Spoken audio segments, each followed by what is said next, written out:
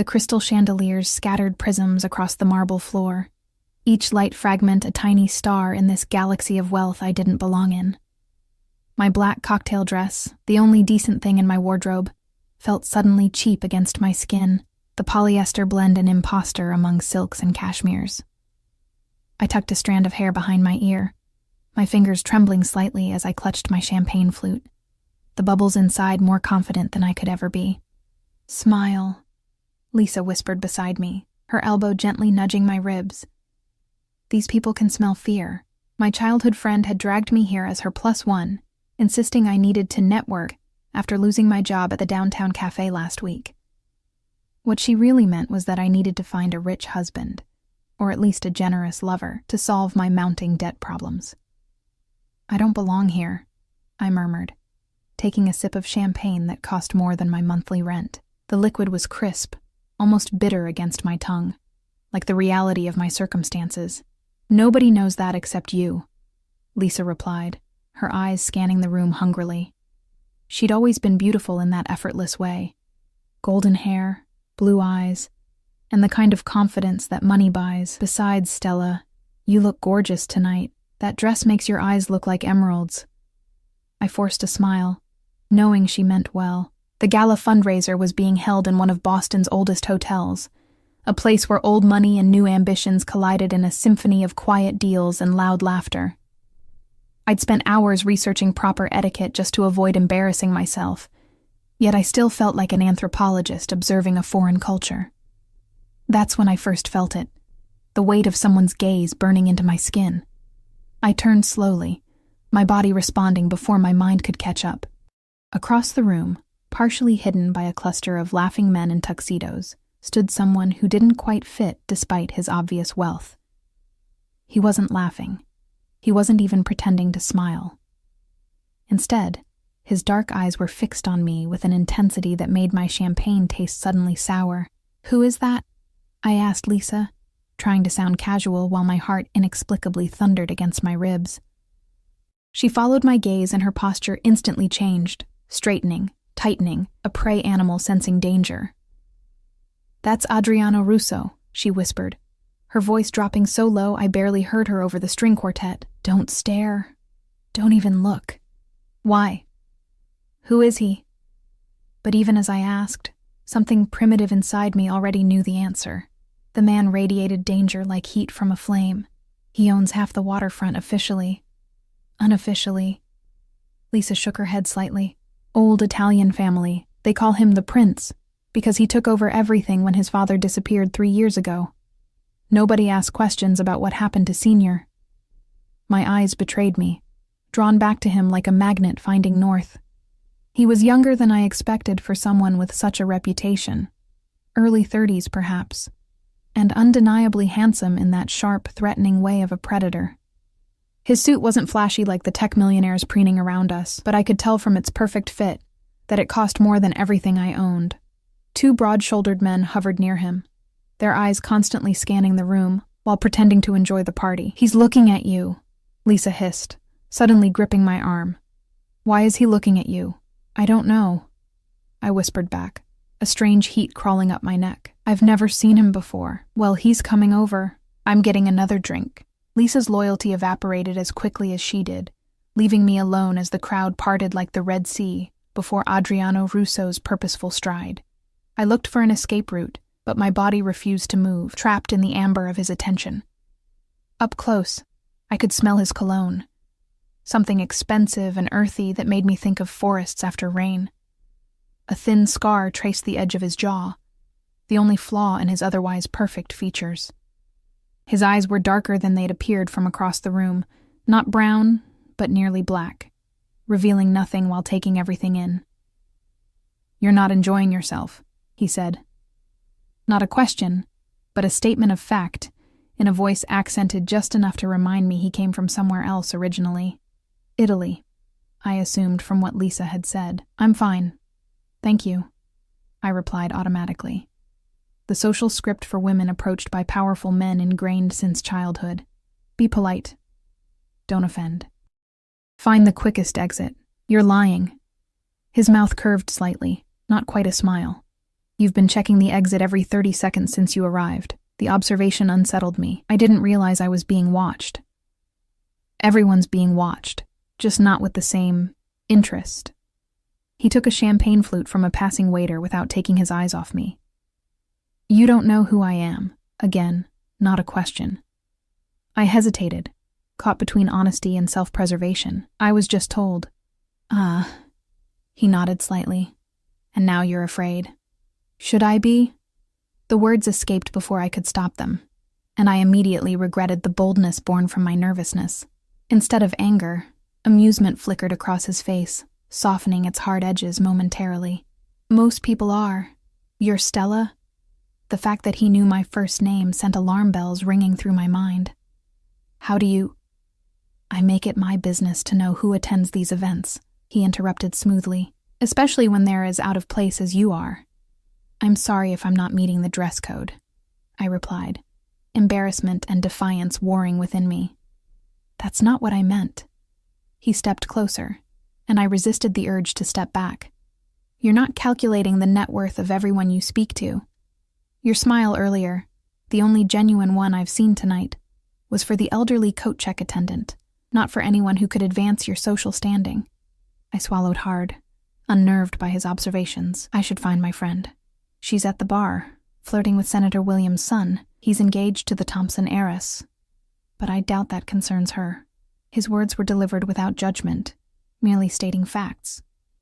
You don't know anything about her, I defended weakly, though part of me wondered if he was right.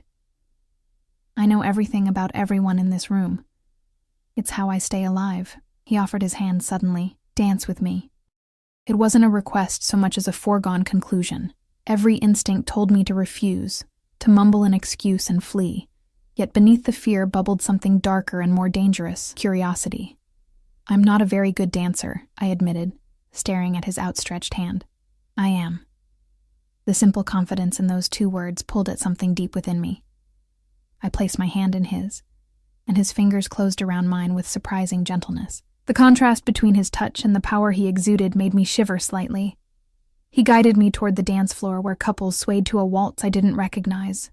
One of his guards, because that's what they were, I realized, not friends or associates, moved to follow, but Adriano dismissed him with a slight shake of his head. His hand settled at the small of my back, warm through the thin fabric of my dress. Follow my lead, he murmured close to my ear, his breath stirring loose strands of my hair. And I did. For someone with his imposing presence, he moved with unexpected grace, guiding me effortlessly across the floor. I felt the stares around us, the whispers behind manicured hands, the sudden attention of a room full of people who'd previously looked through me as if I were glass. They're wondering who you are, he said, reading my thoughts with unsettling accuracy. And what are you telling them? I asked, finding my voice again. His lips brushed against my temple. Not quite a kiss. That's entirely up to you. The cryptic response hung between us as the music swelled. His thumb traced small circles against the bare skin of my back, each touch sending electric currents up my spine. I should go, I said after the song ended, reality intruding on whatever strange spell had momentarily captured me. You haven't told me why you're here. His hand remained on my back, guiding me toward the terrace doors instead of returning to the main room. My friend Lisa invited me. I glanced back, searching for her familiar blonde head in the crowd, but she was nowhere to be seen. Lisa Montgomery doesn't do anything without ulterior motives. The casual way he dismissed my only friend here sent a chill through me. Outside, the night air was crisp with early autumn, the garden below twinkling with strategic lighting that made the manicured hedges look like something from a fairy tale. Boston's skyline glittered beyond, reminding me how far I was from my tiny apartment in Dorchester. Do you know Lisa well? I asked, wrapping my arms around myself against the chill. Before he could answer, he was shrugging out of his jacket and placing it over my shoulders in one fluid motion. The weight of it, the residual warmth, the scent of him enveloping me, it was all overwhelmingly intimate.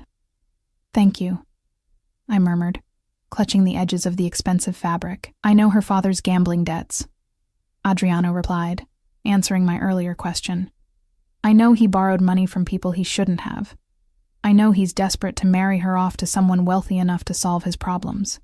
I stared at him, the implications slowly dawning. And you think she brought me here as... What? A distraction? His expression hardened slightly. I think Montgomery would sell his own daughter to keep his kneecaps intact. Bringing your beautiful friend as bait for his creditors would be nothing to him. That's a horrible thing to say. The truth often is. He leaned against the stone balustrade, studying me. Why did you really come tonight, Stella? I told you. Lisa invited... The real reason. His tone brooked no evasion. I sighed, suddenly tired of pretending. I needed a night away from reality, from past due notices and job rejections and wondering how I'm going to make rent next month. I shook my head, embarrassed by my honesty. Stupid, right? Thinking I could escape my problems by playing dress-up for one night. Something shifted in his expression. A softening around the eyes, perhaps. Not stupid. Human. A comfortable silence settled between us as we looked out over the garden.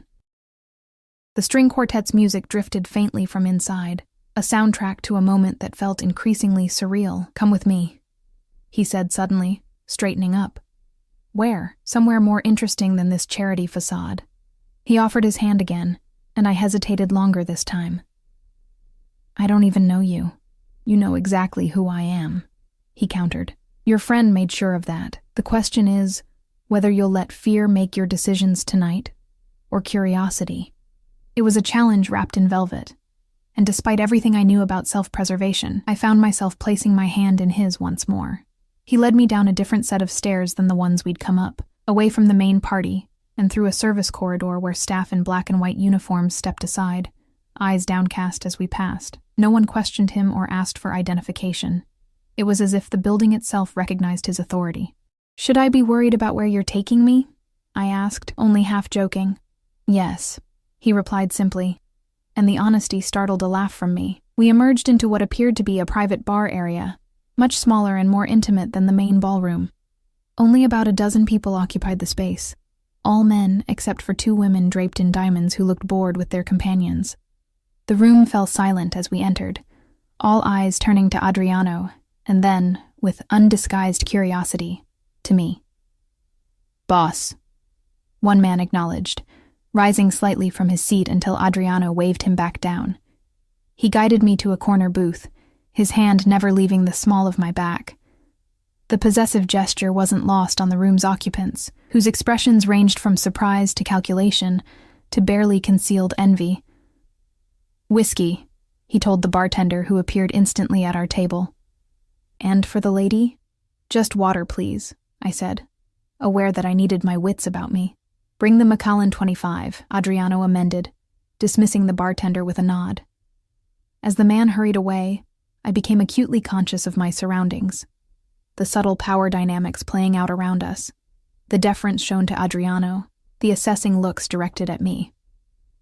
These are your colleagues? I asked carefully. Some business associates, some enemies pretending to be friends. His casual honesty was disarming. None worth introducing to you. The drinks arrived with remarkable speed. The amber liquid in Adriano's crystal tumbler caught the light as he raised it slightly in my direction before taking a sip. I watched his throat work as he swallowed, aware that my fascination with him was growing more dangerous by the minute. Do you make a habit of this? I asked, taking a sip of water. Rescuing women from boring parties? I've never done this before, he said, his intensity returning full force, which is why they're all watching. They're wondering what makes you special. I glanced around and found he was right. Eyes darted away as my gaze met theirs. And what does make me special? I asked, genuinely curious. Before he could answer, a commotion at the entrance drew our attention.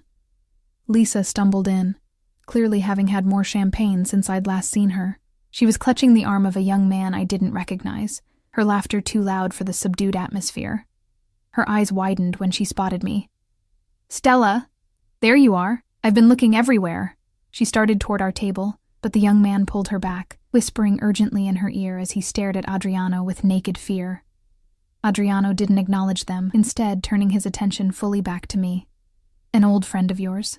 Since elementary school, I admitted. Though sometimes I wonder if we've grown too far apart. People reveal their true nature under pressure, he said, watching as Lisa and her companion retreated hastily from the room. You learn quickly who stands beside you and who runs.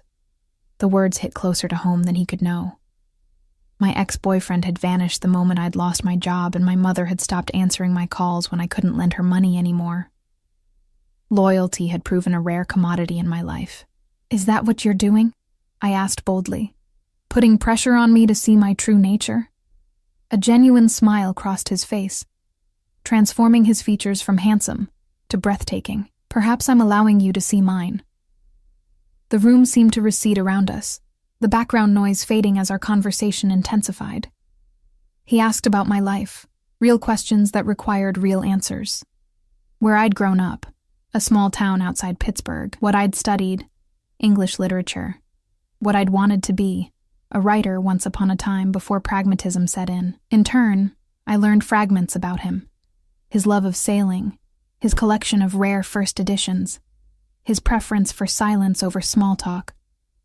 It was during a lull in our conversation that I noticed a man approaching our table. Tall, gray-haired, with the confident stride of someone used to deference. Russo, the man acknowledged with a tight smile that didn't reach his eyes. What a surprise finding you here. Judge Calloway. Adriano didn't stand or offer his hand. I wasn't aware you frequented establishments like this. Special occasion. The judge's gaze slid to me, assessing and dismissive in the same look.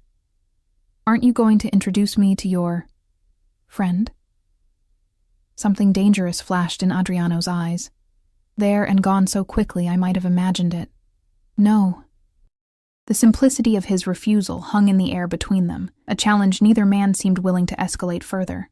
The judge's face flushed slightly before he nodded stiffly and continued to the bar. That was rude, I whispered, though part of me was oddly thrilled by his protective response. He doesn't deserve to know your name. Adriano's voice was low, almost a growl.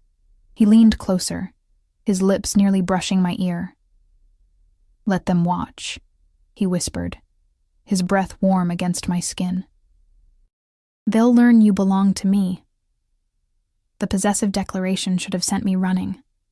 Instead, I felt a treacherous heat bloom in my chest, spreading outward until my whole body hummed with it. I didn't belong to anyone, had prided myself on my independence even when it meant struggling alone. Yet something in his words called to a part of me I hadn't known existed until this moment. I pulled back slightly to look at him, searching for any sign that this was a game or a power play. What I found in his eyes was something altogether more frightening: sincerity. You don't even know me, I said, my voice barely audible. I know enough. His hand found mine under the table, his thumb tracing the delicate bones of my wrist. And I want to know more. It was then that I made my first mistake. I smiled at him, genuine and unguarded. The answering heat in his eyes told me he recognized it for what it was. Not submission, but permission to continue this dangerous dance we'd begun. I never saw the flash of the camera from across the room, never noticed the figure slipping out with evidence of my fatal error.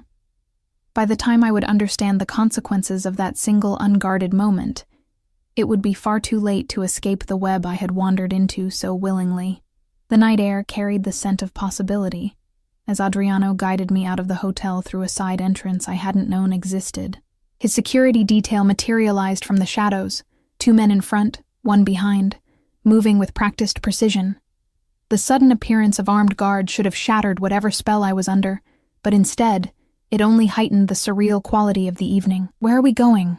I asked, as a sleek black Bentley pulled up to the curb. The driver emerged silently, opening the rear door with a slight bow toward Adriano.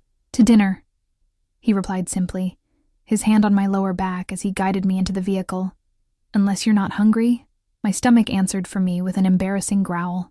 I hadn't eaten since lunch, a sad peanut butter sandwich at my kitchen counter. Too nervous about the gala to manage anything else. I'll take that as a yes, Adriano said, his lips quirking into that almost smile that made my pulse quicken. The interior of the car was all buttery leather and polished wood, the partition between us and the driver already raised for privacy. As we pulled away from the curb, I realized I was still wearing his jacket, the expensive fabric pooling around me like a shield. "I should give this back," I said, starting to shrug it off. "Keep it." His eyes tracked the movement, something possessive in his gaze. "It suits you." I settled back, letting his scent envelop me. "You do this often? Whisk women away from parties to mysterious destinations?" "You're still afraid of me." Not answering my question, but making an observation. "I'm cautious," I corrected. "There's a difference." He leaned back against the leather seat, studying me in the dim glow from passing streetlights. "Tell me something true, Stella. Something you've never told anyone." The request was so unexpected that I laughed nervously. That's quite a demand from someone I just met. "We're beyond social conventions, don't you think?" He gestured to the car, to the night around us, to the improbable reality of me sitting beside him. "Give me something real." I considered deflecting again, but found myself wanting to answer honestly. "I'm terrified of ending up like my mother," I said finally. Alone at 60, working 2 jobs to make ends meet, wondering where her life went wrong. The admission hung in the air between us, more revealing than I'd intended. "What happened to her dreams?" he asked, his voice gentler than I'd heard it before. "She put them aside for a man who didn't deserve her." I twisted my hands in my lap. "He left when I was 7. She never recovered. Not her heart, not her finances." Adriano was quiet for a moment, absorbing this. "And that's why you guard your independence so fiercely." It wasn't a question, but I nodded anyway. "Your turn. Something true." I expected resistance, but he answered immediately. "I never wanted this life, my father's empire, the family business." His gaze turned to the window, his reflection ghostly against the glass. "I studied architecture in Milan. I wanted to build things that would last centuries." "What happened?" "My father was murdered by his oldest friend." The bluntness of his statement stole my breath. "I came home for the funeral and never left. Some choices aren't really choices." The car slowed, turning into a narrow alley behind what appeared to be a restaurant. The driver opened Adriano's door first, then circled to my side. As I stepped out, I realized we were in the North End, Boston's Italian district. "My grandfather opened this place in 1956, Adriano explained, guiding me toward a nondescript door with no sign or marking. "It's not in any guidebooks." Inside, the restaurant was a time capsule. Red leather booths, white tablecloths, candles flickering in amber glass holders. A silver-haired man rushed forward, embracing Adriano with obvious affection. "Adriano, è passato troppo tempo." The older man stepped back, his eyes widening as they fell on me. "E chi è questa bella signorina?" "Uncle Marco, this is Stella," Adriano said, his hand finding the small of my back again. "Stella, my godfather and the best chef in Boston." Marco's weathered face split into a broad smile as he kissed both my cheeks. "Any friend of Adriano's is family here." He lowered his voice conspiratorially. "He never brings women to my restaurant. You must be special." I felt heat creep up my neck. "It's lovely to meet you." Marco led us to a secluded corner booth, shooing away the menus a waiter tried to bring. "I will take care of everything," he insisted before disappearing into the kitchen. The restaurant was half full, couples lingering over wine, a family celebrating at a large round table, a few solitary diners at the bar. None of them paid us any attention, though I noticed Adriano's security had taken up positions at strategic points around the room. "Your godfather seems nice," I said, unfolding the heavy linen napkin across my lap. "He helped raise me after my mother died." Adriano accepted a bottle of wine from a sommelier who appeared and vanished with silent efficiency. "Cancer, when I was 12. Marco was the one who taught me to sail, to cook, to appreciate books beyond their covers. The wine, a rich red that tasted of cherries and earth, loosened something in both of us. As plates of food arrived without being ordered, delicate fried artichokes, handmade pasta with truffles, tender veal that melted on my tongue, our conversation flowed more easily. I told him about my struggle to find work in publishing, my failed relationship with a boyfriend who couldn't handle my financial stress, my small apartment with the leaking ceiling that the landlord refused to fix. In turn, He shared fragments of his life, his travels, his continuing passion for architecture, his loneliness at the top of an empire he'd inherited rather than chosen. With each revelation, the caricature of the dangerous mafia boss began to blur at the edges, revealing the complicated man beneath. "You're not what I expected," I admitted, accepting a spoonful of tiramisu he offered across the table, an unexpectedly intimate gesture. "What did you expect? Someone colder, more calculating." I licked cream from my lips, noticing how his eyes tracked the movement. "Less human?" he supplied. I nodded. "Lisa made you sound like some kind of monster." Something shadowed his expression. "Make no mistake, Stella. I've done things that would terrify you. I've had to become what circumstances demanded." "Then why show me this side of you?" The question had been building all evening. He reached across the table, his fingers tracing the inside of my wrist where my pulse jumped beneath his touch. "Because from the moment I saw you, I knew you were different. A light in a dark room." The intensity of his gaze made it difficult to breathe. Part of me wanted to pull away, to remind myself of who he was, what he was. But another part, a stronger part, wanted to lean into his touch, to see where this impossible night might lead. Our moment was interrupted by the buzzing of his phone. He checked it, his expression hardening instantly into the mask of authority I'd glimpsed earlier. "I need to take this," he said, sliding out of the booth. "I'll be right back." As he stepped outside, Marco appeared at my table with a glass of limoncello. "So," he said, settling into the seat Adriano had vacated, "how did you meet our boy?" "Just tonight, actually," I admitted.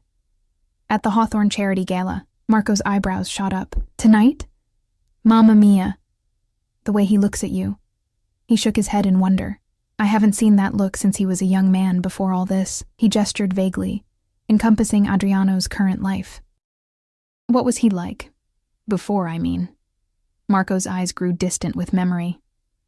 "Passionate. Always sketching buildings, bridges. He was going to change the skyline of every city he touched." He sighed deeply. His father's death broke something in him. He did what duty demanded, but the light went out of his eyes. Marco patted my hand. "Until tonight, perhaps." Before I could respond, Adriano returned, his expression controlled, but tension radiating from him like heat. "I'm sorry," he said, placing a hand on Marco's shoulder. "We need to leave. There's a situation that requires my attention." Marco stood, embracing Adriano again. "Don't be a stranger, filio mio." He turned to me, taking both my hands in his. "And you, Bella Stella, come back soon. With or without him." He winked, kissing my cheeks again. Outside, the night had turned colder, or perhaps it was just the shift in Adriano's demeanor that chilled me. His security detail was more alert now, hands hovering near concealed weapons. "I should take you home," he said, his voice distant as he helped me into the car. Disappointment washed over me, sharper than I'd anticipated. "Of course. You have business to attend to." He slid in beside me, giving the driver an address I hadn't provided. "How do you know where I live?" I asked, alarm cutting through the pleasant haze of wine and good food. "I had you looked into while we were at the gala." He stated it as if it were the most natural thing in the world, standard procedure when I meet someone new. "That's..." I searched for a word that wouldn't offend him. "Invasive." "It's necessary." His expression softened slightly. "I apologize if it makes you uncomfortable, but in my world, trust requires verification." "And what did your verification tell you about me?" I wasn't sure I wanted to know the answer. "That you're exactly who you present yourself to be. 27 years old, graduate of UMass Boston, former editorial assistant at Beacon Press until their downsizing last year. Since then, barista at Cafe Luna, now unemployed after their closure." His precise knowledge of my life made me feel naked, exposed. No criminal record, no suspicious connections, just a woman trying to keep her head above water. The car turned onto my street in Dorchester, a world away from the luxury we'd been surrounded by all evening. I was acutely aware of the peeling paint on my triple-decker, the broken concrete steps leading to the front door, the security light that had been burned out for months. "This is me," I said unnecessarily as we pulled up to the curb. Adriano surveyed the building, his expression unreadable. "Let me walk you to your door." "That's not necessary." It wasn't a question. He was already out of the car, extending his hand to help me. We climbed the stairs to the 3rd floor in silence, my awareness of him heightened in the confined space of the stairwell. At my door, I fumbled with my key, suddenly nervous. "Thank you for tonight," I said, turning to face him. It was unexpected.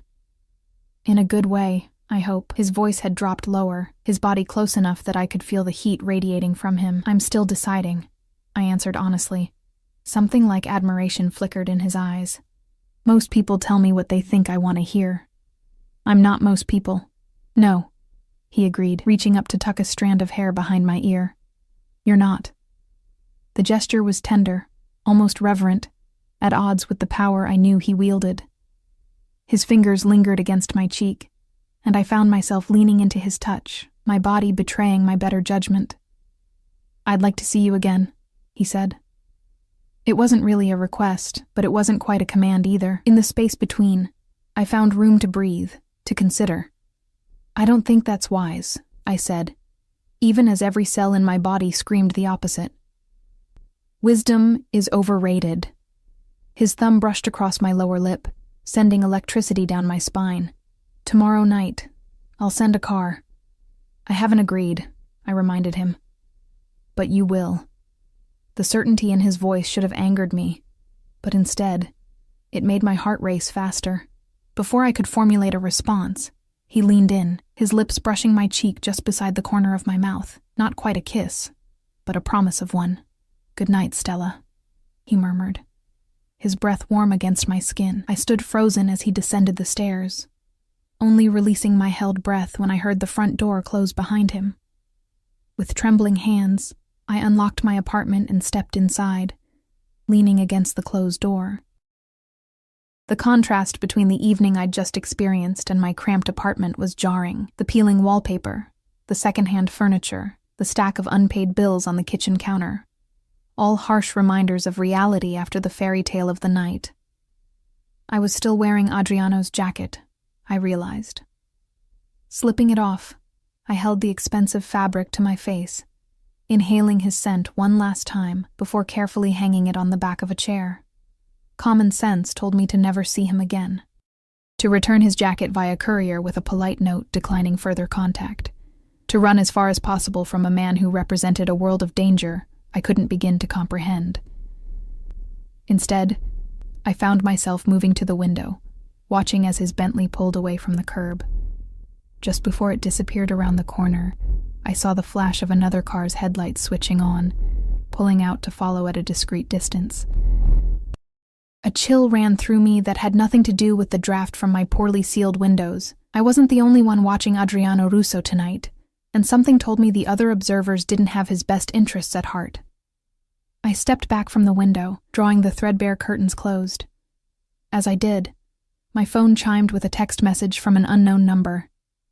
"Sweet dreams, Stella. The car will come at 8. I should have been frightened by how easily he'd gotten my number, should have been outraged at his presumption. Instead, I felt a treacherous thrill as I typed a single word in response, "Okay." The reply came immediately, "Good girl."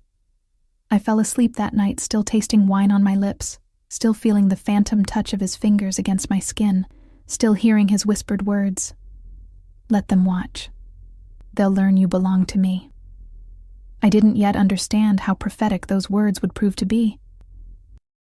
The next morning dawned gray and drizzly, matching my mood as reality reasserted itself. In the harsh light of day, the previous night seemed like a dream, or a momentary madness. What had I been thinking, agreeing to see Adriano again? A man who had me investigated within hours of meeting me. A man who, by his own oblique admission, had done things that would horrify me. I spent the morning alternating between practical tasks, sending out job applications, calling about an overdue electric bill, and glancing at my phone, half expecting to see a message canceling tonight's plans. Part of me hoped he would, the more sensible part. At noon, my doorbell rang.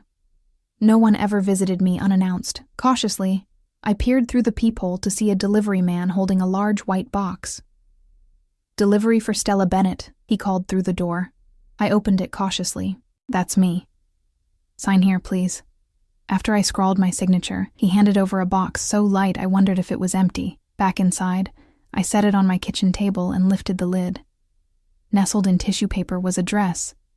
Deep emerald green silk that slipped through my fingers like water. Beneath it lay a matching pair of heels and a small velvet jewelry box containing teardrop emerald earrings that caught the dim light of my apartment and transformed it into something magical. A small card rested at the bottom, in strong, slashing handwriting, for tonight. Though you would look beautiful in anything. Or nothing. A heat flooded my face at his boldness.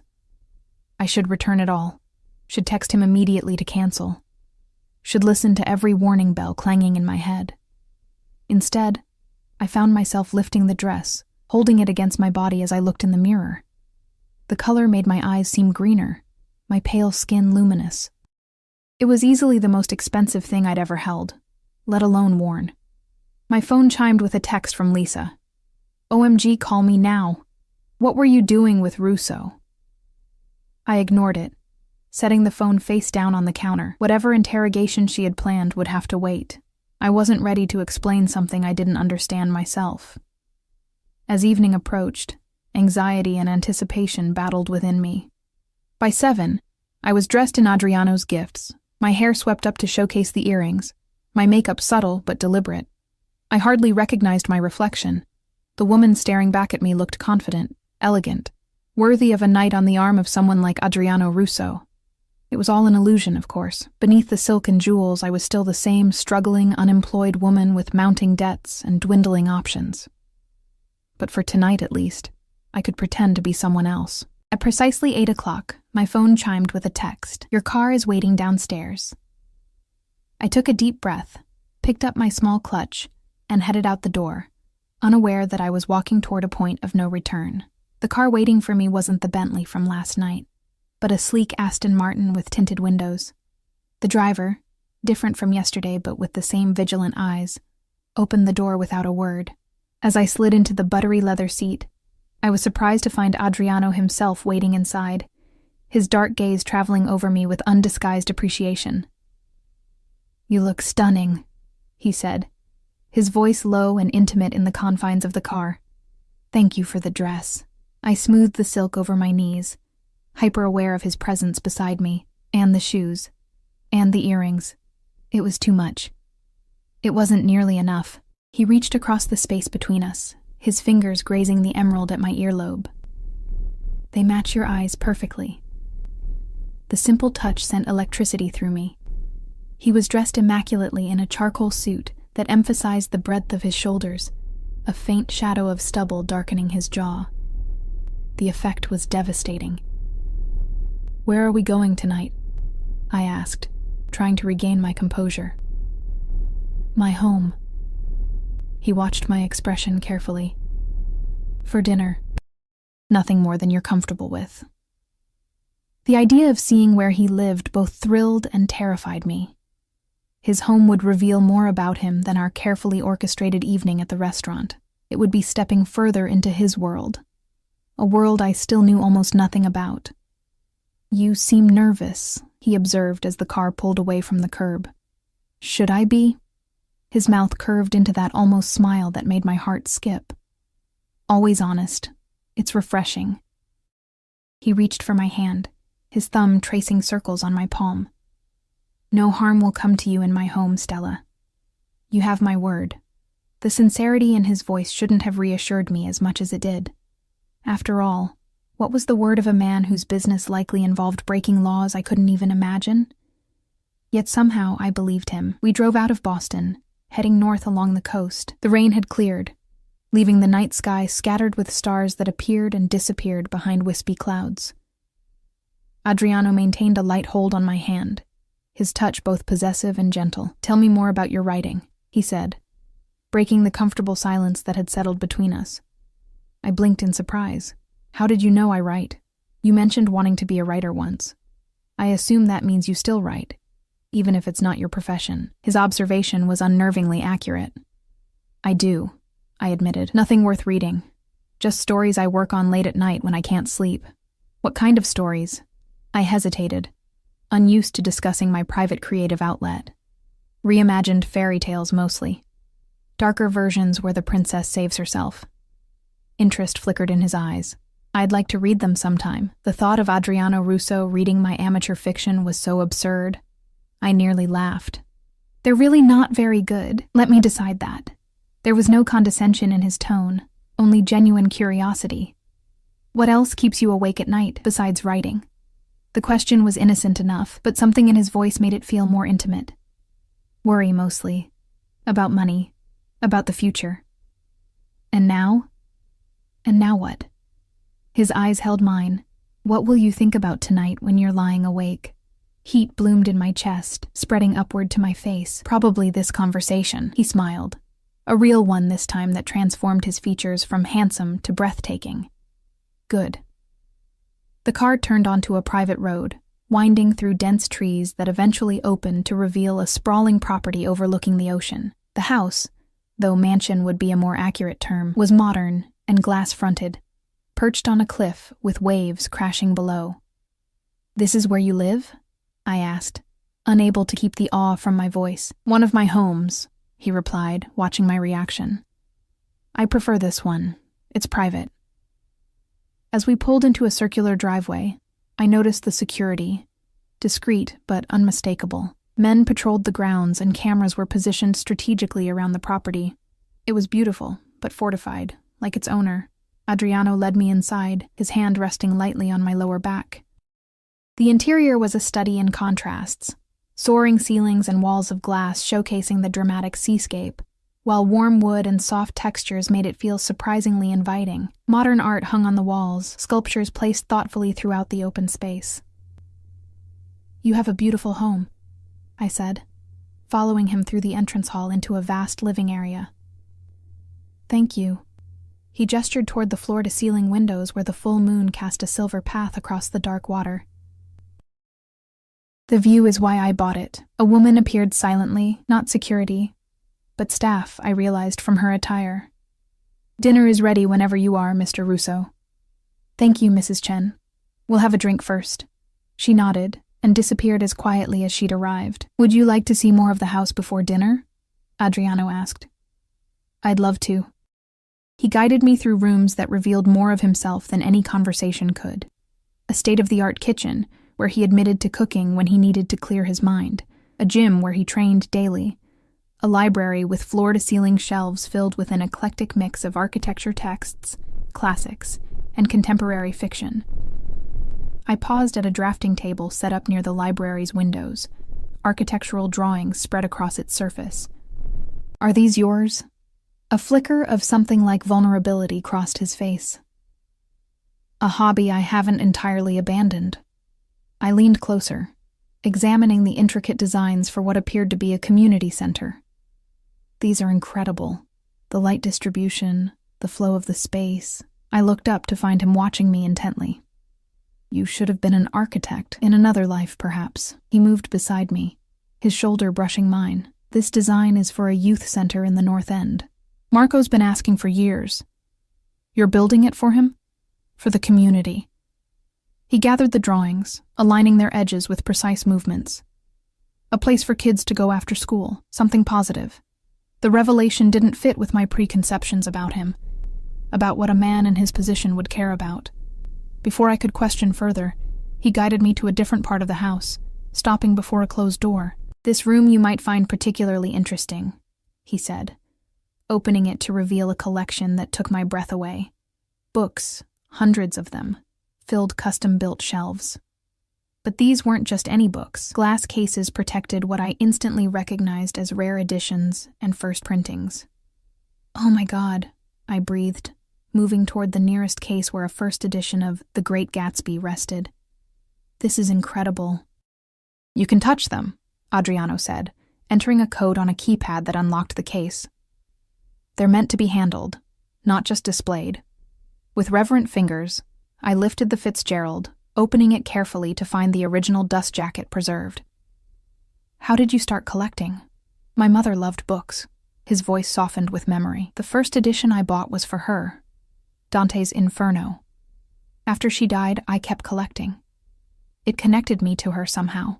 He showed me his favorites, a Shakespeare folio, a signed Hemingway, a beautifully illustrated Alice in Wonderland. Each came with a story of its acquisition, revealing a passion I hadn't expected from him. "This one made me think of you," he said, retrieving a slim volume from another case. "When I saw you last night." He placed it in my hands, a first edition of Angela Carter's The Bloody Chamber, her dark feminist retellings of classic fairy tales. "You couldn't have known I'd like this," I said, stunned by the coincidence. "I didn't. But something about you reminded me of her heroines. Beautiful, brave, unwilling to be victims of circumstance." His fingers brushed mine as he took the book back, returning it to its place. Now I know why. The moment stretched between us, charged with something deeper than physical attraction. Standing in this room filled with treasures he clearly cherished, seeing the passion in his eyes as he spoke of literature, I glimpsed yet another layer of this complex man. "We should eat," he said finally, breaking the spell, "before Mrs. Chen thinks we've forgotten her efforts." Dinner was served on a terrace overlooking the ocean, heaters warding off the autumn chill. The meal was exquisite. Seafood caught that morning, wine from his personal cellar, dessert that melted on my tongue. Throughout, our conversation flowed easily, covering everything from books to music to travel. It was only as Mrs. Chen cleared the dessert plates that Adriano's phone buzzed. He checked it, his expression hardening into the mask of authority I was beginning to recognize. "Excuse me," he said, standing. "I need to take this. Please enjoy the view. I won't be long." As he stepped away to take the call, I turned my attention to the moonlit ocean below. The waves crashed against the cliffs in a hypnotic rhythm, the vastness of the water a reminder of how small my everyday concerns were in the grand scheme of things. I was so lost in thought, I didn't hear him return until he spoke from directly behind me. "Beautiful, isn't it?" I turned to find him standing closer than expected, his presence enveloping me like a physical force. "It's magnificent. I come out here when I need perspective." His eyes were darker than usual, troubled by whatever the call had contained. "The ocean doesn't care about our problems. It's been here long before us, and will remain long after. Is everything okay?" I ventured, unsure if I had the right to ask. He considered me for a moment before answering. "There's a situation developing with a rival organization. Nothing for you to worry about." The casual reference to what must be another crime family sent a chill through me, a stark reminder of who he really was beneath the cultured exterior. "Does it bother you?" he asked, reading my expression with unsettling accuracy. What I do? I couldn't lie. Not when he was looking at me like that. Yes. It should bother anyone. Rather than anger, my honesty seemed to please him. Most women I meet either pretend not to know or convince themselves it's all legitimate business. "I'm not most women. No," he agreed, stepping closer until I could feel the heat radiating from his body. "You're not." His hand came up to cup my cheek, his touch so gentle it made my heart ache. "I should send you home," he murmured, his thumb tracing my lower lip. "Before I do something we might both regret." "Is that what you want?" My voice was barely audible over the sound of the waves below. "What I want," he said, his eyes never leaving mine, "is to keep you, to make you mine in every way possible." The raw honesty in his voice sent heat spiraling through me. "But what I want doesn't matter. What do you want, Stella?" The question hung between us, weighted with possibilities. I knew what the sensible answer was. To thank him for dinner, return to Boston, and never see him again. To run as far as possible from a man who represented a world of danger I could scarcely comprehend. Instead, I found myself rising on my toes, closing the distance between us until my lips brushed his. "This," I whispered against his mouth. "I want this." Something broke in him then, a restraint he'd been maintaining since we met.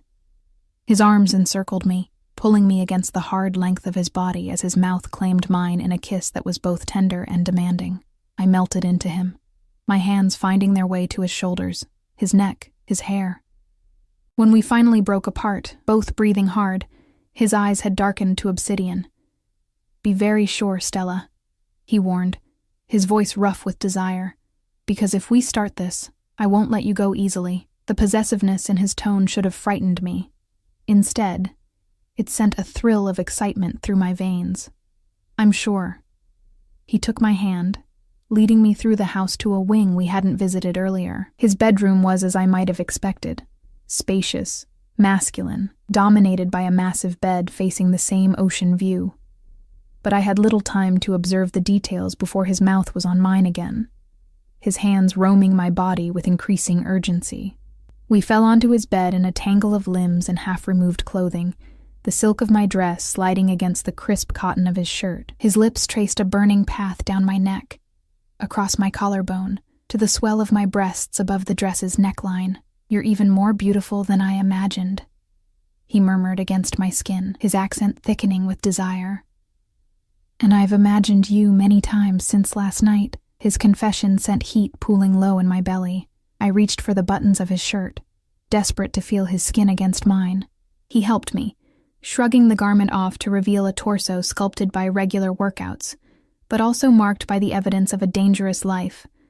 Scars that told stories I wasn't sure I wanted to hear. I traced one that curved along his ribs, a question in my touch. "Knife," he explained simply. "Moscow, 5 years ago, a business negotiation that went poorly." Another reality check, another reminder of the world he inhabited. But it was too late for second thoughts. My body had made its decision, overriding every warning signal my brain tried to send. His hands found the zipper of my dress, pausing with a question in his eyes. At my nod, he slowly lowered it, his gaze never leaving mine as he peeled the silk away from my skin. What followed was a revelation. A man known for violence touching me with exquisite tenderness, a man accustomed to taking whatever he wanted, asking permission with every caress. A man surrounded by luxury savoring me as if I were the most precious thing he'd ever held. Afterward, as we lay tangled in his sheets, my head resting on his chest, his fingers tracing idle patterns on my bare back, a contentment unlike anything I'd ever known settled over me. It was dangerous, this feeling. More dangerous than his world, his enemies, his business.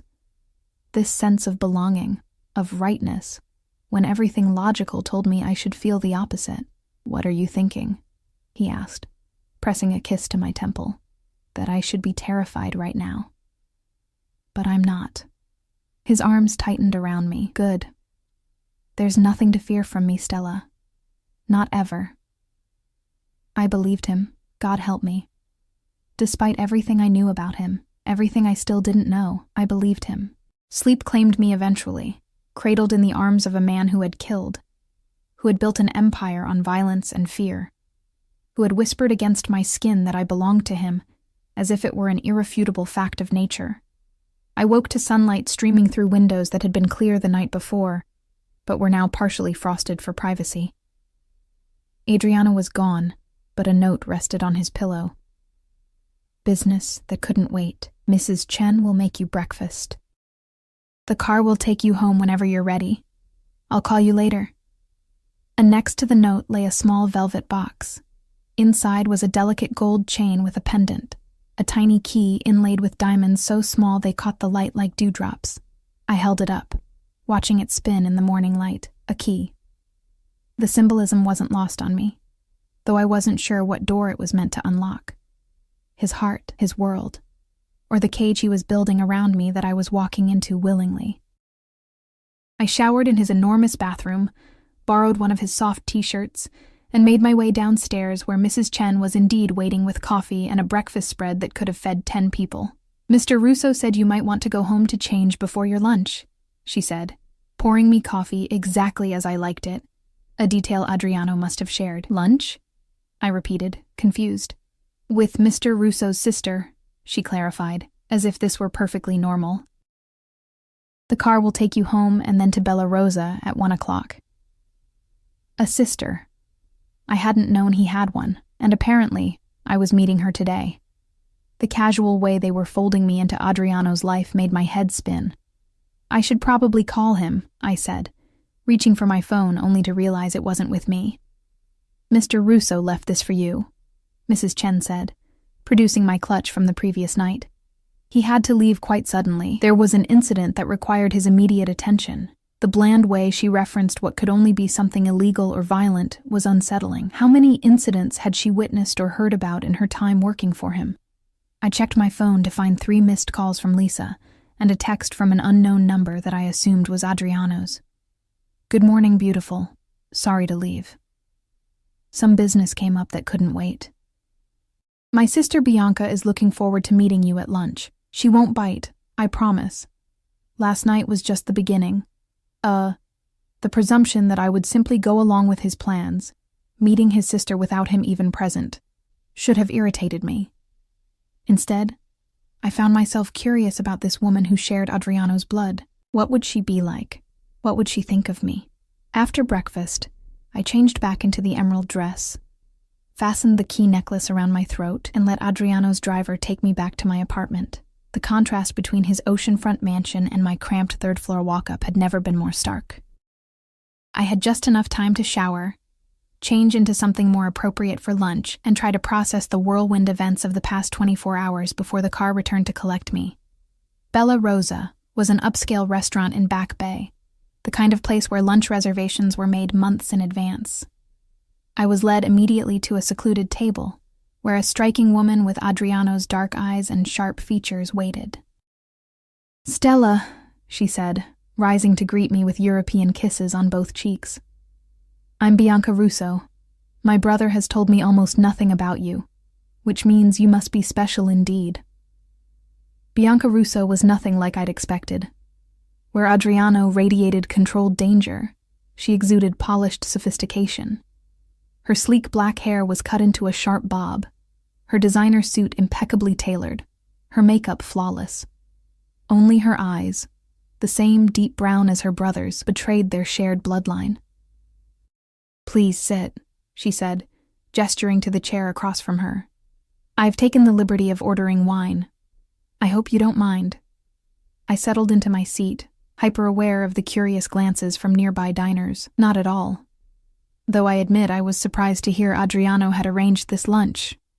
A server appeared with a bottle of white wine, pouring 2 glasses before disappearing again. "My brother can be impulsive when it comes to things he wants." Bianca studied me over the rim of her wine glass. "And he very much wants you, it seems." The directness of her statement caught me off guard. "We just met 2 days ago. Time is irrelevant in matters of attraction." She waved a dismissive hand, diamond bracelet catching the light. "Tell me about yourself, Stella Bennett.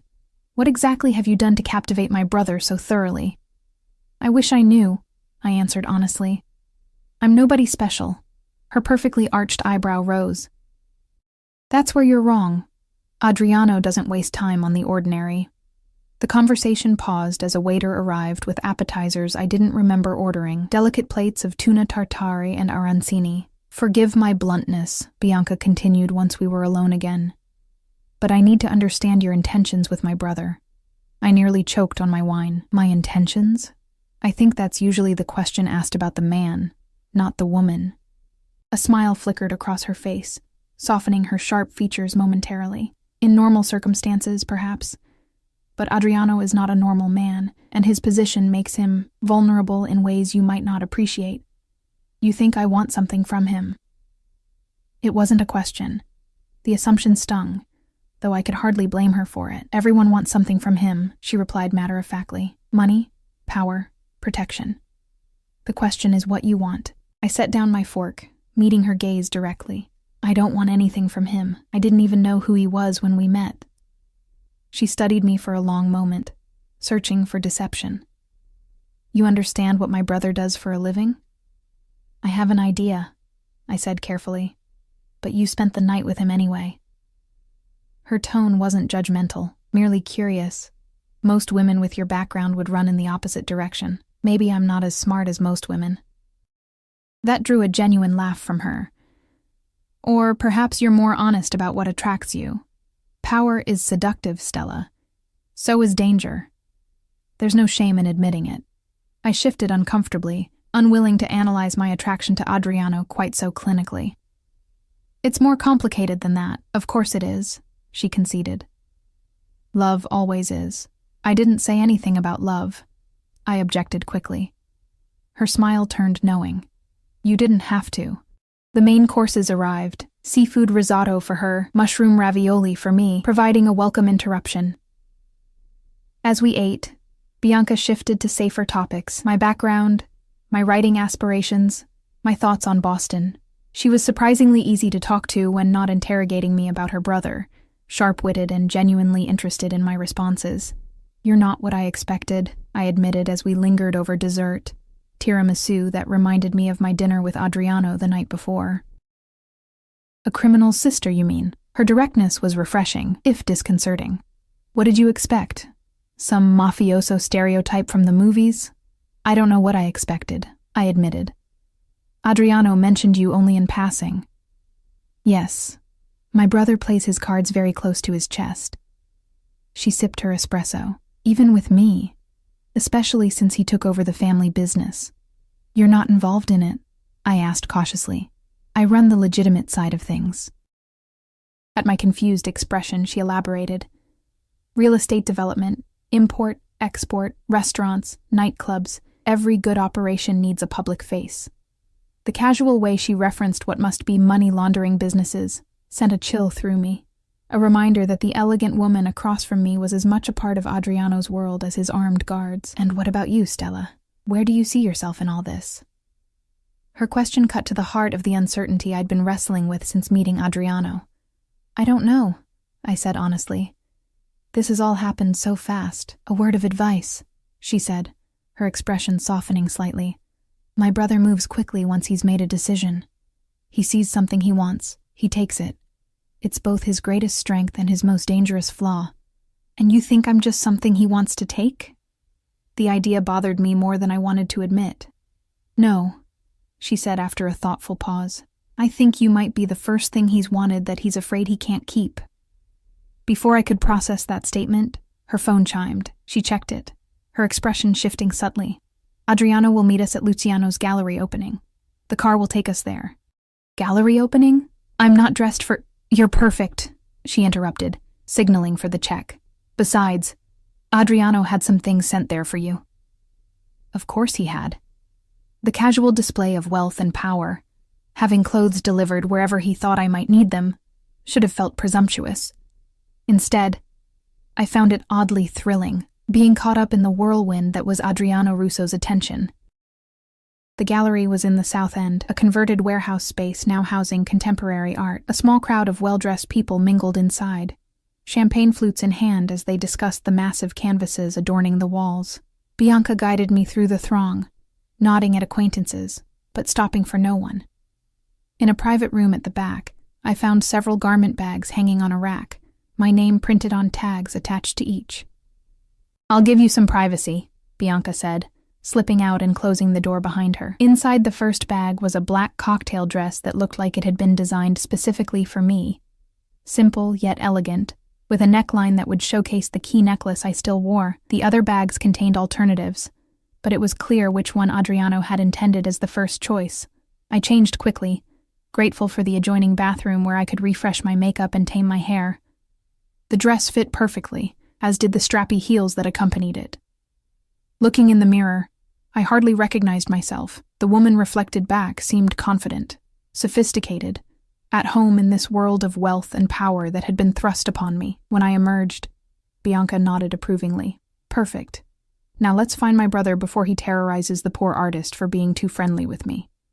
"Are he and Luciano friends?" I asked as we made our way back to the main gallery space. "Luciano owes him money," she said simply. "This show is part of the repayment plan." Another casual reference to Adriano's less-than-legal activities, delivered as if discussing the weather. I was beginning to understand that this would be my new normal if I continued seeing him, constant reminders of the darker aspects of his life, interspersed with moments of surprising tenderness. I spotted Adriano before he saw me, his tall figure commanding attention even in a room full of striking people. He was dressed in a charcoal suit similar to the one from the previous night. Deep in conversation with a nervous-looking man I assumed was Luciano, two of his ever-present security detail hovered nearby, surveying the room with watchful eyes. As if sensing my gaze, Adriano looked up, his expression transforming when he saw me. The intensity of his focus made my breath catch. It was as if everyone else in the room had suddenly disappeared. He excused himself from Luciano and crossed to us in long strides. Without hesitation, he pulled me into his arms, claiming my mouth in a kiss that was far from appropriate for a public setting. I should have been embarrassed, but all I could feel was the heat of his body against mine and the possessive press of his lips. "I missed you this morning," he murmured when we finally broke apart, his accent thicker than usual. "You could have woken me to say goodbye," I replied, aware of Bianca watching us with barely concealed amusement. "You were sleeping so peacefully." His hand settled at the small of my back, a gesture I was beginning to realize was his way of marking territory. "I see you've met my sister. We had a lovely lunch," Bianca said. Very illuminating. The look Adriano shot her carried a warning. "I hope you behaved yourself. Don't I always?" She smiled innocently. "Now, if you'll excuse me, I should congratulate Luciano on his creative debt repayment." As she walked away, Adriano turned his full attention back to me. "I'm sorry about this morning. There was a situation that required immediate attention. Mrs. Chen mentioned an incident," I said carefully. "Is everything okay?" His expression darkened momentarily. "It's handled. Nothing for you to worry about." The dismissal, gentle as it was, reminded me of the boundaries around his business. Boundaries I wasn't sure I wanted to cross. "The dress is beautiful," I said instead, changing the subject, "though you seem to have an uncanny knowledge of my measurements." "I pay attention to what matters," he replied, his eyes traveling over me with undisguised appreciation. "And everything about you matters to me." The naked emotion in his voice made my heart skip. This man, this dangerous, powerful man, looked at me as if I were the most precious thing in his world. It was intoxicating and terrifying in equal measure. "Come," he said, taking my hand. "Let me show you the collection. Luciano may be in debt, but his work has merit." We moved through the gallery, Adriano's arm around my waist, his security detail maintaining a discreet distance. He was knowledgeable about art, pointing out techniques and influences in the massive abstract canvases, with the same precision he'd shown discussing architecture. People watched us, some openly staring, others pretending not to notice while stealing glances. I felt their curiosity like a physical touch, wondering who I was to be on the arm of Adriano Russo. "They're all talking about us," I murmured, leaning closer to him. "Let them," he replied, unconcerned. "Let them see who holds my attention now." The possessiveness in his tone sent a shiver down my spine, part thrill, part warning. I was beginning to understand that Adriano's interest wasn't casual. He didn't do casual. He was claiming me, publicly and deliberately. As we paused before a particularly striking canvas of blues and golds, I became aware of a woman watching us with undisguised hostility. Tall, model thin, with the kind of beauty that came from expensive maintenance, she clutched a champagne flute with white-knuckled intensity. "Who is that?" I asked quietly, nodding in her direction. Adriano glanced over, his expression hardening. "Sofia Valentini, a mistake from the past." Before I could inquire further, the woman in question was approaching, her stilettos clicking aggressively against the concrete floor. "Adriano," she purred, ignoring me completely. "What a surprise finding you here. It's been too long." "Not long enough," he replied coldly. "Sofia, this is Stella. Stella, an old acquaintance." The dismissive introduction made her face flush beneath her perfect makeup. "Acquaintance? Is that what you're calling it now?" She turned to me finally, her smile venomous. "Did he tell you about us, Kara? About the ring he gave me? Or has he conveniently forgotten that part?" Adriano's arm tightened around my waist. "That's enough, Sofia." "He'll tire of you," she continued as if he hadn't spoken, her eyes raking over me dismissively. "He always does. Once the novelty wears off, once you bore him, he'll discard you just like he did me. I suggest you walk away," Adriano said, his voice dropping to a dangerous octave. "Before you say something you'll regret." Two of his security guards materialized beside us, their presence a silent threat. Sofia's eyes darted between them, calculation replacing her initial bravado. "Enjoy him while you can," she said to me, forcing a brittle laugh. "Just remember, everything he touches eventually turns to ash." With that parting shot, she turned on her heel and stalked away, leaving a wake of tension behind her. "I'm sorry about that," Adriano said, Once she was out of earshot. Sophia has difficulty accepting rejection. She said you gave her a ring. The implication hung between us. He sighed, running a hand through his hair in a rare gesture of frustration. It was a gift, not an engagement. She chose to interpret it differently, and the relationship ended 2 years ago. She became possessive, unstable. His jaw tightened. I don't wish to discuss her further. She's irrelevant to us. The dismissal bothered me, not because I cared about his past relationship, but because of the casual way he eliminated people from his life when they no longer served his purpose. Would I one day be just another mistake from the past? As if reading my thoughts, he turned to face me fully, his hands cradling my face. Don't let her get into your head, Stella. What I feel for you is different. What we have is different. How can you be so sure? We barely know each other. I know everything I need to know. His thumbs traced my cheekbones, his gaze intense. From the moment I saw you, I knew you were meant to be mine. The certainty in his voice should have frightened me. Instead, it sent a thrill through my veins, a dangerous heat that pooled low in my belly. This was madness, this instant connection, this all-consuming attraction. Yet I couldn't deny the rightness I felt in his arms, as if I'd been searching for something my entire life, without knowing what it was until now. Let's get out of here, he said, reading the desire in my eyes. I've made an appearance. That's enough. We didn't say goodbye to anyone, not Bianca, not Luciano. Adriano simply took my hand and led me through the gallery, his security clearing a path as we went. Outside, his car was waiting, engine running. The ride back to his house was charged with tension, his hand on my thigh, his eyes never leaving my face. We barely made it through the door before he was pressing me against the wall, his mouth hungry on mine, his hands exploring my body with increasing urgency. I thought about this all day, he confessed between kisses, his voice rough with desire. About you in my bed, wearing nothing but that key around your neck. I gasped as his lips found the sensitive spot below my ear. The key? What does it mean? He pulled back slightly, his eyes dark with emotion. It means you have access to parts of me no one else does. His hand came up to cradle my face. It means I'm trusting you with more than I've ever trusted anyone. The admission stole my breath. I knew what it cost a man like him to make such a declaration, a man whose survival depended on keeping others at a distance, on never showing vulnerability. Words failed me, so I answered with actions instead, pulling him back to me, pouring everything I couldn't say into my kiss. We made it to his bedroom eventually, leaving a trail of discarded clothing in our wake. Later, as we lay tangled in his sheets, my head on his chest listening to the steady thrum of his heartbeat, a contentment unlike anything I'd ever known washed over me. It was dangerous, this feeling. More dangerous than his business, his enemies, his world. This sense that I belonged here, with him, when every logical part of my brain was screaming warnings. What are you thinking? He asked, his fingers tracing idle patterns on my bare shoulder. That this is insane, I admitted. 2 days ago, I didn't know you existed. Now I'm in your bed, wearing your key, meeting your sister. Does it feel wrong? I considered the question carefully. No, I said finally. That's what scares me.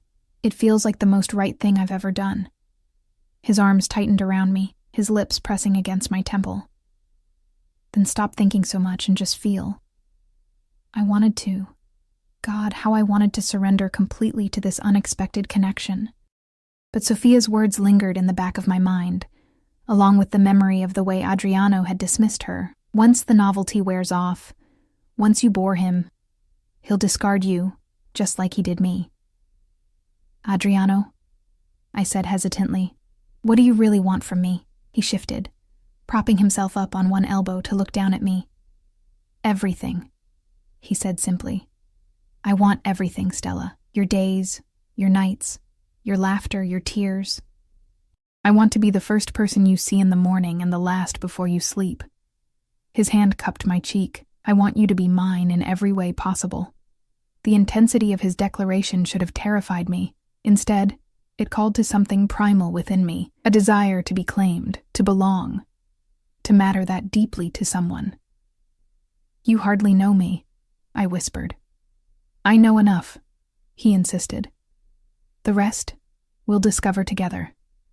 I wanted to believe him, wanted to trust that this whirlwind connection was real, that it could last beyond the initial attraction.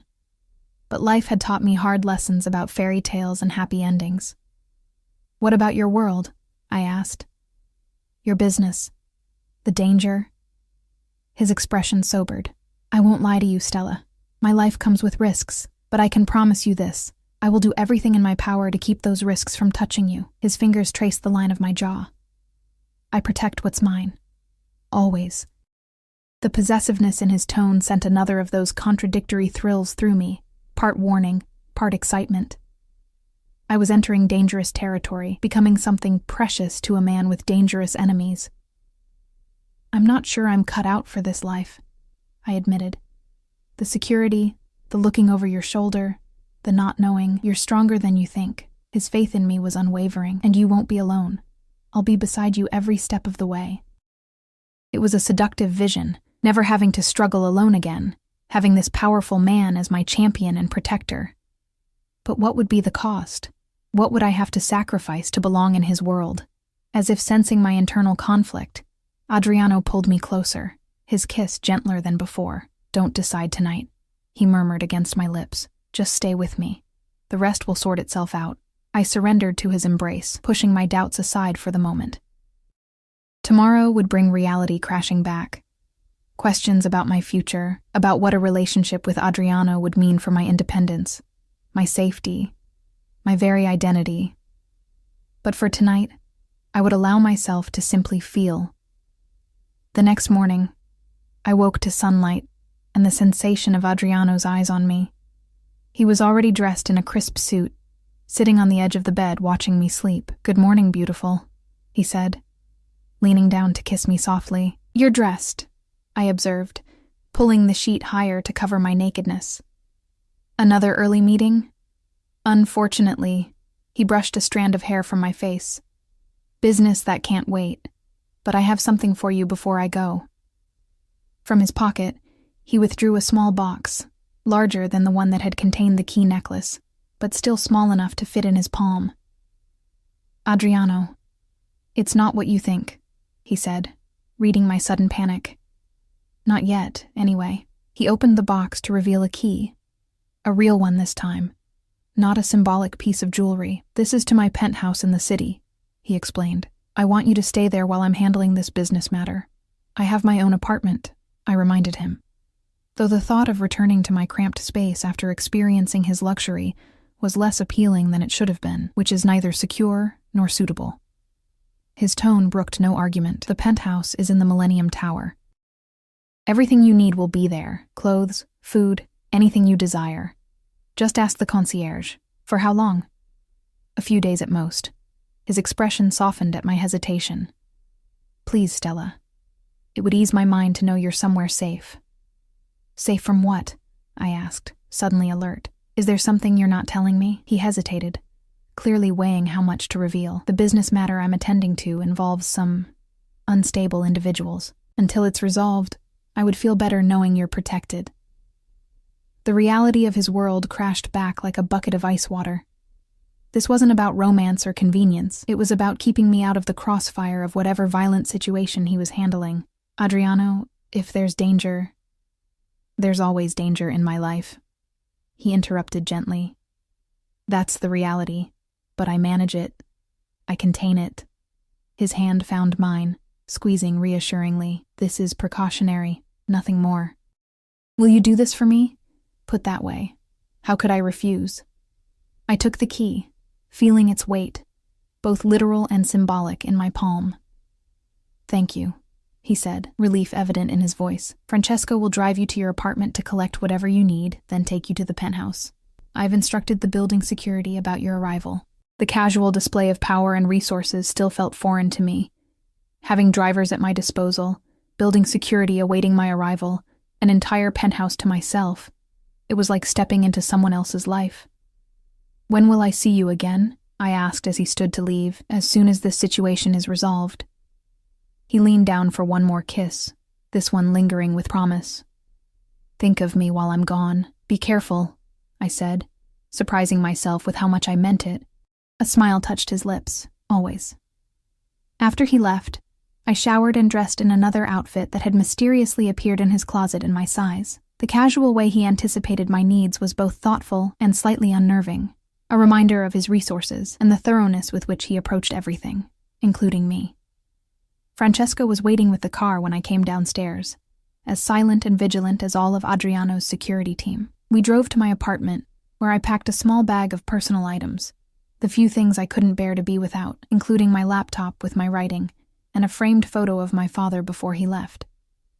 The contrast between my life and Adriano's had never been more stark than when Francesco carried my shabby duffel bag into the gleaming lobby of the Millennium Tower. The concierge greeted me by name, escorting me to a private elevator that required a key card, as well as the physical key Adriano had given me. The penthouse took my breath away, floor-to-ceiling windows overlooking the city, sleek modern furniture, artwork that probably cost more than my entire life savings. It was beautiful but impersonal, lacking the warmth of Adriano's coastal home. In the master bedroom, I found the closet already filled with clothing in my size, everything from casual wear to evening gowns, all with designer labels I'd only seen in magazines. The adjoining bathroom was stocked with high-end toiletries, the kitchen pantry and refrigerator filled with food and wine. It was like stepping into a gilded cage, comfortable, luxurious, but a cage nonetheless. For the first time since meeting Adriano, I felt the full weight of what entering his world might mean, being protected, provided for, but also controlled in ways both subtle and overt. As I stood at the windows looking out at the city below, my phone chimed with a text from him. "Are you settled in? Is everything to your satisfaction?" I typed back, "It's beautiful. Thank you. But it feels strange being here without you." His response came quickly. "I'll be back before you know it. Make yourself at home. Everything there is yours to use. Miss you already." The sentiment made my heart flutter despite my misgivings. 3 days ago, I had been worrying about making rent. Now I was standing in a millionaire's penthouse, wearing clothes that cost more than my monthly salary, waiting for a man who controlled half the city to return to me. It was a fairy tale, and a nightmare rolled into one. Seductive in its promise of security and affection, terrifying in its potential cost to my independence. As I clutched the key he'd given me, both to this apartment and symbolically to his heart, I wondered what doors I was closing by accepting it. 3 days passed in a strange limbo. I wandered the penthouse like a ghost, sleeping in Adriano's bed, using his shower, wearing the clothes he'd provided. My phone remained stubbornly silent except for brief, reassuring texts, always the same message in slightly different words. He was handling the situation, he would return soon, I should stay inside where it was safe. On the second day, a florist delivered an enormous arrangement of blood-red roses with a card that read simply, "Counting the hours until I see you again." On the third day, Bianca called. "He's fine," she said before I could even ask, "but the situation is complicated. He asked me to check on you. I'm going stir-crazy," I admitted. "I haven't left the apartment since I got here." "Good. That's exactly what Adriano wants." There was something in her voice, tension, perhaps, or worry, that hadn't been there during our lunch. "Bianca, what's really going on?" I asked, tired of being kept in the dark. "I deserve to know if I'm in danger." A long pause, then a sigh. "It's not my place to tell you, but since my brother is being his usual overprotective self..." She hesitated. "There was an attempt on Adriano's life. The people responsible have been dealt with, but he's being cautious until he's certain all threats have been contained." The casual way she referenced what must have been a violent elimination of enemies made my blood run cold. Yet, beneath the horror, was a more immediate concern. "Is he hurt?" "Nothing serious," which wasn't the same as no. "Look, I know this isn't the life you signed up for, Stella. Few civilians could handle it. If you want out, I can arrange..." "I don't want out," I interrupted, surprising myself with the vehemence in my voice. "I want to see him." Another pause. "I'll tell him you said that. It might be just what he needs to hear right now." After we hung up, I paced the penthouse with renewed anxiety. Someone had tried to kill Adriano. He was injured, though Bianca claimed not seriously, and instead of coming to me, he was keeping his distance, protecting me, yes, but also perhaps protecting himself from having to face my reaction to the violence of his world. By the fourth morning, restlessness drove me to the building's private gym on the 30th floor. At least there I could work out my frustration on a treadmill while still technically remaining inside as instructed. The gym was empty when I arrived, the floor-to-ceiling windows offering the same spectacular view as the penthouse 20 floors above. I was 30 minutes into a punishing run, sweat soaking my borrowed designer workout clothes, when I felt it, that familiar weight of being watched. I turned to find Adriano standing in the doorway, his eyes locked on me with an intensity that made my heart stutter. He looked exhausted, a faint bruise yellowing along his jaw, but otherwise whole. He wore a simple black sweater and dark jeans, more casual than I'd ever seen him, somehow more vulnerable for it. I stepped off the treadmill, unsure whether to run to him or maintain my distance. 4 days of worry and isolation had left me with a tangled mess of emotions: relief, anger, fear, longing. He made the decision for me, crossing the room in long strides and pulling me into his arms. I went willingly, breathing in his familiar scent, feeling the solid strength of him against me. "You're here," I murmured against his chest. "You're okay." His arms tightened around me. "I'm sorry for staying away. I needed to be sure it was safe." I pulled back slightly, studying his face, the shadows under his eyes, the tight set of his jaw. "Bianca told me someone tried to kill you."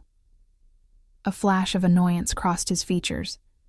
"She shouldn't have worried you. She shouldn't have had to," I countered. "You should have told me yourself." He sighed, releasing me to run a hand through his hair, a gesture I was beginning to recognize as a sign of frustration. "I was trying to protect you from the ugliness of my world. By shutting me out? By giving you plausible deniability," he said, his voice hardening slightly. "What happened to those men? It wasn't something you should have to know about." The implication hung heavy between us. Adriano hadn't just defended himself, he had eliminated his enemies, permanently. "I want to go upstairs," I said finally. "This isn't a conversation for a public space." He nodded, taking my hand and leading me to the private elevator. We rode in silence, the tension between us thick enough to touch. In the penthouse, I headed straight for the shower, needing a moment to collect my thoughts. When I emerged, wrapped in one of his plush robes, he was waiting in the living room, 2 glasses of whiskey poured. I accepted one, taking a fortifying sip before facing him. "Tell me everything," I said. "No more protecting me from the truth." He studied me for a long moment, as if weighing how much I could handle. "The Colombians thought they could expand into my territory," he said finally. "They started with small incursions, a protection racket here, a smuggling operation there. I sent warnings. They ignored them." He swirled the amber liquid in his glass, watching the light play through it. 3 nights ago, they sent a hit team to the restaurant where I was meeting with my captains. 3 men with automatic weapons. His voice was clinically detached, as if describing a business transaction rather than an attempt on his life. My security neutralized 2. The 3rd managed to get off a shot before he was subdued. "That's how you got this," I said, reaching out to gently trace the bruise on his jaw. "Debris from a shattered mirror," he confirmed. "Nothing serious." "And the men who sent them?" His eyes met mine, unflinching. "They won't be sending anyone else." The coldness in his voice should have terrified me. This was the other side of Adriano Russo. Not the man who collected rare books and designed community centers, but the one who eliminated threats with ruthless efficiency, the man who had built and maintained a criminal empire through violence and fear. "This is your world," I said softly. "This is what being with you means." "It's part of it," he acknowledged. "The part I wanted to shield you from." His hand covered mine where it still rested against his cheek. "But yes, this is the reality of my life. I won't insult you by pretending otherwise." I withdrew my hand, moving to the window to stare out at the city below. From this height, everything looked orderly, peaceful. But I knew better now. I knew about the currents of power and violence that flowed beneath the surface. "I need to know something," I said, my back still to him. And I need the truth, Adriano, not what you think I want to hear, always, he promised. I turned to face him. If I walked away right now, if I said this was too much, that I couldn't live in your world, what would happen? Pain flashed across his features before he controlled it. I would let you go, he said, each word precise and measured.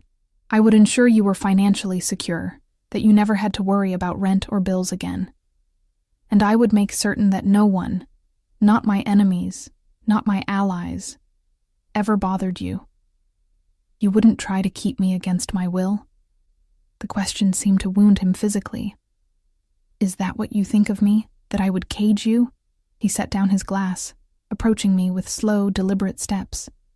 Stella, I want you by my side because you choose to be there.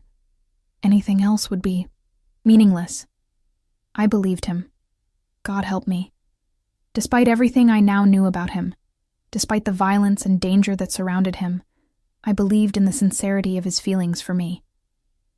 I'm scared, I admitted, my voice barely above a whisper. Not of you. Of this life. Of waking up one day to learn you've been killed. Of always waiting for the other shoe to drop. Fear is natural, he said, standing close enough that I could feel the heat radiating from his body, but not touching me. It keeps us alert, keeps us alive, but you can't let it rule you. Is that how you live? With the constant knowledge that someone might be coming for you? I live each day fully aware it could be my last, he said simply. It makes every moment more precious, especially the moments with you. The raw honesty in his voice broke something open inside me. I had been fighting this connection since the moment we met, telling myself it was madness, that it could never work. But standing here now, facing the reality of who he was, both the darkness and the light, I found myself unwilling to walk away. I don't know if I can do this, I said honestly. I don't know if I'm strong enough for your world. You're stronger than you think. His hand came up to cradle my face. His touch gentle despite the power I knew those hands possessed, but I understand if it's too much to ask. I leaned into his touch, closing my eyes. I need time. To think. To process all of this. Take all the time you need, he said, though I could hear the strain in his voice. The penthouse is yours for as long as you want it. I can stay elsewhere if my presence complicates things for you. The thought of him leaving again, of facing more days alone with my churning thoughts, was suddenly intolerable. No, I said, reaching for him. Stay, please. Relief flooded his features as he gathered me in his arms, his lips finding mine in a kiss that spoke of desperation and need. Whatever doubts I had about our future, my body had no uncertainties about wanting him, here and now. We made our way to the bedroom, shedding clothes as we went. This time our lovemaking had an edge of urgency, as if we both needed to affirm life in the face of the death that had nearly claimed him. I traced the new bruises on his body, evidence of the violence he'd endured, while he whispered promises against my skin. Promises of protection, of devotion, of a future together. Afterward, as we lay tangled in the sheets, my head on his chest listening to the steady beat of his heart, I found myself thinking about choices, about crossroads and paths taken, about how a single decision could alter the entire trajectory of a life. "What are you thinking?" he asked, his fingers tracing idle patterns on my bare shoulder. "About choices," I said honestly, "and consequences." He was quiet for a moment, considering. "When I took over after my father's death, I had a choice," he said finally. "I could dismantle the organization, try to go legitimate, or I could embrace it, build it stronger, ensure no one could ever threaten my family again." His arms tightened around me. I chose power and safety over moral purity. I don't regret it, but I understand the cost. "And what's the cost of choosing you?" I asked, the question that had been haunting me for days finally spoken aloud. "Security, but with risk," he answered without hesitation. "Luxury, but with restrictions. Love, but with the knowledge that my world will always include darkness." His hand tilted my face up to meet his gaze. "I won't lie to you, Stella. Being with me means accepting parts of my life that most people would find unforgivable. The honesty was brutal but necessary. And if I can't accept those parts, Pain flickered in his eyes. Then we say goodbye, and I ensure you never have to worry about money again. I don't want your money, I said immediately. I know. A small smile touched his lips. It's one of the countless reasons I fell in love with you. The word hung in the air between us. Love. He had said it casually, as if it were an established fact rather than a revelation. Love? I repeated, my voice catching. Yes, love. He shifted, propping himself up to look down at me. I've loved you since that first night at the gala, when you looked at me without fear or calculation. When you saw me, really saw me, as more than just my reputation, or my wealth, or my power. That's impossible, I protested. You can't fall in love that quickly, can't you? His fingers traced the curve of my cheek. Haven't you felt it too? This connection between us that defies logic or time? I couldn't deny it. From the moment his eyes had found mine across that crowded ballroom, something had clicked into place. A recognition, a sense of coming home I'd never experienced before. I'm afraid to call it love, I whispered. Love makes you vulnerable. It does, he agreed. It's the greatest risk I've ever taken, greater than any business venture or territory expansion. His eyes held mine, unflinching in their intensity. But some risks are worth taking, Stella.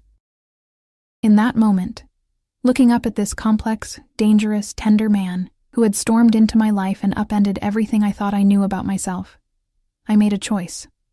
Perhaps I had made it days ago, in that first dance, or in his library surrounded by rare books, or in his bed with the sound of waves crashing below. I love you too, I said, the words rising from some deep, certain place inside me. God help me, but I do. The smile that broke across his face was transformative, boyish, joyful, without the sharp edges or careful control he usually maintained. He kissed me then, a kiss of such tenderness it made my heart ache. Say it again, he murmured against my lips. I love you, I repeated, finding it easier the second time, more natural. But loving you doesn't mean I've figured out how to live in your world. We'll figure it out together, he promised. Day by day. I don't expect you to change overnight, Stella. I just need to know you're willing to try. I am, I said, surprising myself with how much I meant it. But I need something from you too, anything. Honesty, I said firmly. No more shutting me out to protect me. If we're going to do this, really do this, then I need to know what I'm facing, the good and the bad. He considered this, his expression serious. There are some details of my business that it's safer for you not to know. I'm not asking to be involved in your business, I clarified. I'm asking not to be left in the dark when things affect us, like attempts on your life or danger that might touch me. He nodded slowly. That's fair. No more shutting you out. You'll know the broad strokes, if not every detail. And one more thing, I added. I need my independence. I can't just be kept. I need my own work, my own purpose. A smile touched his lips. I wouldn't have it any other way. Your fire, your determination, they're part of what I love about you. His hand found mine, fingers intertwining. What if I helped you publish your stories? Not by buying a publishing house, he added quickly, but by connecting you with legitimate editors who would judge your work on its merits. The offer was tempting, a door opening to a dream I'd nearly abandoned. You would do that? I would do anything to see you fulfilled, Stella. Your happiness is my happiness now. The sincerity in his voice washed over me like a balm. For so long, I had been alone, struggling against the world with no one in my corner. Now I had this man, this powerful, dangerous, loving man, offering to stand beside me, to support me without diminishing me.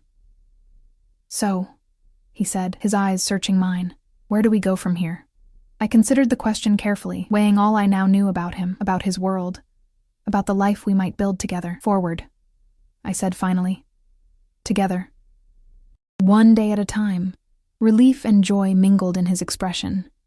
Together, he repeated, sealing the promise with a kiss. 6 months later, I stood in the doorway of Adriano's, our coastal home, watching as he discussed plans with the contractor. The community center in the North End was nearly complete, a project he had thrown himself into with surprising passion once I had encouraged him to reconnect with his architectural roots. Much had changed in those months. I had moved in with him, dividing my time between the coastal house and the city penthouse depending on his business needs. My first collection of reimagined fairy tales had found a publisher, a legitimate one, as Adriano had promised, and early reviews were encouraging. I had met his captains, the men who ran various aspects of his organization. I had attended functions where I was introduced as Adriano's woman, a designation that still made me bristle even as I recognized the protection it afforded me in his world. I had learned to live with the constant security, the awareness of potential threats, the knowledge that the man I loved made decisions daily that existed in moral gray areas I would never fully understand. It wasn't a perfect life. There were arguments, fierce ones, about boundaries and independence, about risks and responsibilities. There were nights I lay awake listening to him take calls in his study, knowing lives hung in the balance of his decisions.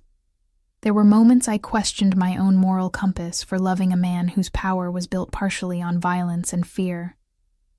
But there was love too, deep and unwavering. There was respect, as he supported my writing career without trying to control it. There was partnership, as we navigated the complex reality of our lives together. I was still lost in thought when I felt his arms encircle me from behind, his chin resting on my shoulder. "What's on your mind, my love?" he asked, pressing a kiss to my temple. "Just thinking about how much has changed," I said, leaning back against his solid warmth. 6 months ago, I was worried about making rent. Now I'm helping design a multi-million-dollar community center. His arms tightened around me. "Do you regret it? Any of it?" I turned in his embrace to face him, taking in the features that had become as familiar as my own. The sharp jawline, the penetrating dark eyes, the mouth that could be cruel in business but was only ever tender with me. "No," I said honestly. "It's not the life I imagined for myself. It's more complicated, more dangerous. But it's also more," I searched for the right word, "more everything," he supplied, understanding as he always did. "Yes," I agreed, "more everything." He reached into his pocket, withdrawing a small velvet box that made my heart skip. "I was going to wait until tonight when Marco is hosting that dinner for us. But I find I can't wait any longer." He opened the box to reveal a ring that took my breath away. An emerald surrounded by diamonds. Elegant, yet understated compared to what he could certainly afford. "Stella Bennett," he said, his voice rough with emotion. "You walked into my life like a revelation. You've seen all of me, the darkness and the light, and somehow still chosen to stay. Will you marry me? Be my wife? My partner? My equal in all things?" The sincerity in his eyes brought tears to mine. This was no possessive gesture, no marking of territory. This was a man asking for a commitment of equals, offering his heart with no reservations. "Yes," I said, my voice steady despite the tears. "Yes, I'll marry you." His smile was radiant as he slipped the ring onto my finger, then pulled me into a kiss that promised a lifetime of passion, protection, and partnership. Later that evening, as we celebrated our engagement with Marco, Bianca, and a few trusted members of Adriano's inner circle, I caught my reflection in a window. The woman staring back at me so different from the one who had reluctantly attended a charity gala 6 months before. I wore confidence now like a second skin, my posture straight, my gaze direct. I belonged here, not because Adriano had claimed me, but because I had chosen this life with open eyes. "Happy?" Adriano asked, appearing beside me with 2 glasses of champagne. "Very," I said, accepting a glass and clinking it against his. "Though I still can't believe how much has changed since you whispered, 'Let them watch' in my ear that first night." He smiled, that genuine smile that still transformed his features. "I meant it then, and I mean it now. Let them watch us build something extraordinary together. Let them see what real partnership looks like." I leaned into him, feeling the solid strength of the man who had become my safe harbor in a dangerous world. "To us," I said, raising my glass, "and to the extraordinary life we're building, together." "Together," he echoed, the word a vow more binding than any ceremony could provide. As conversations flowed around us, as Marco told embarrassing stories of Adriano's youth and Bianca teased me about wedding plans, I felt a sense of peace settle over me. This wasn't the life I had planned, but it was the one I had chosen, with all its complications, all its dangers, all its extraordinary intensity. I belonged to Adriano Russo. Yes. But more importantly, he belonged to me, the powerful, dangerous, loving man who had seen the strength in me before I recognized it myself. Together we would face whatever came our way.